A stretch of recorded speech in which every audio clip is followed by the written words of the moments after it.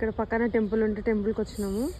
దాంట్లో ఇది ఉందన్నమాట వాటర్, దాంట్లో ఫిష్లు ఉన్నాయి చాలా బాగుంటుంది.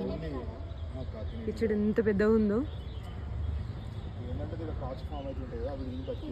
మేము కూర్గులో ఉన్నాం కదా, కూర్గులో ఈరోజు మా ఫ్రెండ్ బర్త్డే ఉంటే పక్కన టెంపుల్కి దర్శనానికి వెళ్దామని వెళ్ళినాం అనమాట అందరం. అక్కడ హనుమాన్ది దర్శనం చేసుకున్నాం. టెంపుల్ అయితే చాలా బాగుంది, చాలా ప్రశాంతంగా.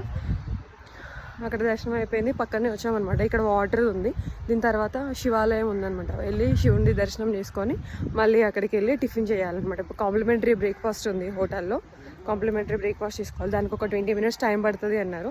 సో ఆలోపు దర్శనం చేసుకొని వెళ్తే బెటర్ కదా అని చెప్పేసి ఇటు వచ్చామన్నమాట.